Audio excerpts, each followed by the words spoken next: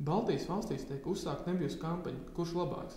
Tās mērķis ir aizraujošā veidā noskaidrot, kurš no dažādu laika posmu sportistiem būtu labāks, ja tie sacenstos šodien, kā arī palīdzēt Latvijas Olimpiešu sociālajiem fondam. Kampaņa ilgs 5 mēnešus, un tās laikā būs iespēja nobalsot par 5 dažādiem pāriem. Pirmais balsojums ir par hokeja komandu Rīgas Dinamo 1988 vai Rīgas Dinamo 2009.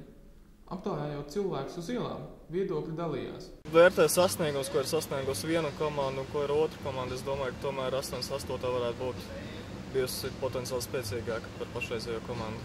Tā kā es laikam labāk esmu informēta par to pēdējo komandu, par mūsdienu, es laikam balsotu par mūsdienām. Manuprāt, jaunie 2009. Gada, jo viņi ir jauni un atraktīvi, viņi ir daudz spēcīgāki fiziski.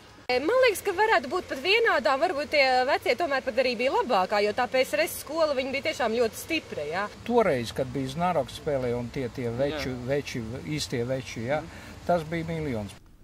Ik viens par savu favorītu varēs balsot reģistrējoties kampaņas internetu mājaslapā www.kuršlabāks.com, kur varēs atrast arī dažādu veidu informāciju par sportistiem un komandām. Jāatzīmē, ka par katru konkrēto pāri varēs balsot tikai vienu reizi, un beidzoties balsojumam, tiks noskaidrots pāri uzvarētājs. Par to, kādēļ šāda kampaņa uzsākt, stāsta tās pārstāvis Kaspars Rāzna.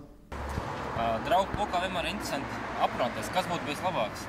Viens vai otrs sportists, diemžēl, ļoti bieži sanāk, ka šie sportisti nav vienā laikā spēlējuši. Cits spēlēs pirms 10 gadiem, cits pirms 20, bet cits tikai tagad sasniedz savus labākos gadus. Un mums tas šķiet vienkārši ļoti interesanti, aizraujoši uzzināt, ko tad cilvēki domā. Piemēram, kas būtu bijis labāks? Jānis Lūsis vai Vadnis Vasļevskis?